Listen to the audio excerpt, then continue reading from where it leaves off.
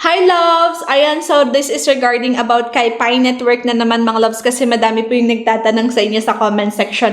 So may nagtanong if pwede ba daw ma-unlock yung nalock natin na Pi coins. Okay, so sasagutin natin yan kasi meron akong nakalock na Pi coins. So punta tayo sa aking Pi browser. Yan, so click natin yung wallet ko. And then unlock with phrase, biometric na nabi, ayan, use unlock with fingerprint tayo. So yan. So, dito makikita natin, meron akong nakalock up na Pi coins 3 years ago. So, 2022 pa yon. So, ngayon, 2025 na. So, maa-unlock ko po siya this May 21, 2025. So, hindi natin pwedeng ma-unlock yung Pi coins natin na nalock natin.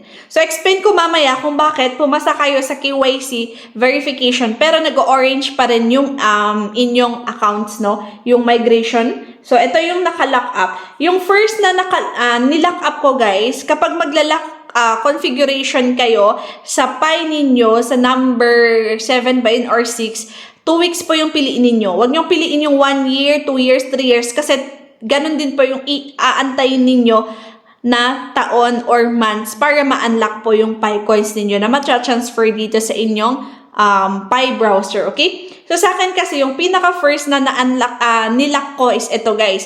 Yung 102 Pi coins lang. So, 102 lang. 2 weeks po yung pinili ko dito. Okay? So, next naman, di ko alam kung anong inisip ko nung 2022 at nilock up ko rin yung 932 na Pi coins ko. So, nilock up ko ba naman siya ng 3 years? So, ayan, buti na lang nagkaroon siya ng value ngayong 2025. So, still, okay pa rin sa akin kahit na meron akong nakalock up na Pi coins. So, yan, malalak, pending until, yan, makikita nyo, 2022, 7/18, so nung July ko siya na July 18 ko siya nilock, and then, yan, hanggang locked until 2025, 5/21, so May 21 yung expiration niya, so ma-unlock ko siya. And ngayon, hindi natin siya pwedeng ma-unlock. So kahit anong gawin natin dito, hindi siya pwedeng ma-unlock. So hindi ma-unlock yung na-lock nyo na Pi coins nyo. Kaya ngayon, sa mga videos ko, sinasabi ko na talaga sa inyo na 2 weeks yung piliin ninyo if ever na gagawin ninyo yung mainnet checklist na lock configuration. So tingnan natin dito sa aking mainnet. Para pakita ko siya sa inyo. Ito, yung mainnet checklist, kailangan kasi natin mag-commit ng lock-up configuration. So, piliin nyo yung 2 weeks na lang para mabilis. And then next is, after lock-up, matatransfer, nag-KYC kayo, then nag-send and receive kayo ng tokens, then after 14 days na active kayo, after 14 days, matatransfer po yung Pi coins nyo po sa inyong mga Pi browser. Pero ito yung problema ngayon ng karamihan. Kahit na-approve yung kanilang KYC, na nag-identity verification sila na-approve, pero ang problema doon is yung hindi po na-transfer yung kanilang Pi coins sa Pi browser nila. So, migrate to mainnet, hindi siya naka-green. Sa kanila is naka-orange pa lang siya. So, ang ibig sabihin nun mga loves, dalawa lang yung pwede kong isagot dyan kasi. Ito, yung number 9 nila, ayan, yung number 9, orange yung nakalagay. So, ang sagot ko dito mga loves ay either kailangan yung mag-active ng 14 days sa pagmiminas ng Pi coins ninyo. Pero kapag hindi nag-work yon, ibig sabihin, kailangan yung pinili nyo ata sa pagla-lock up ng coins nyo. Baka pinili nyo 6 months, 1 year, 2 years, 3 years nyo, nilock yung pinaka-first na nilock nyong Pi coins nyo. Doon, yun din ata yung aantay ninyo para 'di ba, ma-unlock siya, mag-migrate siya sa Pi browser ninyo, 'di ba? Bago niyo siya ma-move sa available balance niyo. So dalawa lang yung sagot doon mga loves eh.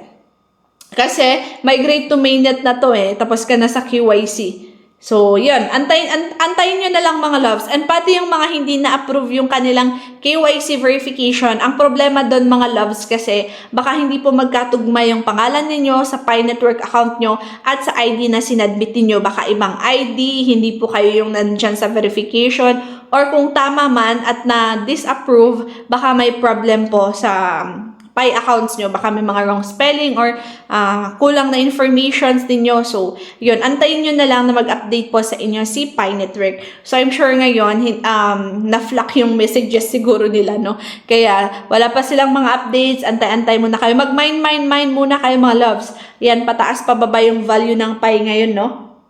But anyway, ayan, ang daming nag-mining ngayon, ang daming nag-mining. Pati nga sa circle ko ang dami nang sumali ngayon. Kasi nga may value na si Pi. Pero yes, it's not too late. Katulad din to ng Bitcoin dati, no? Kung tsaka siya nagkaroon ng value, tumaas yung value, ang dami na nagminas. Pero buti nga at sa Pi coins, hindi natin kailangan mamuhunan dito, no? Yan, magmiminas lang tayo. Tapos sa application, data lang, balikan ulit kinabukasan.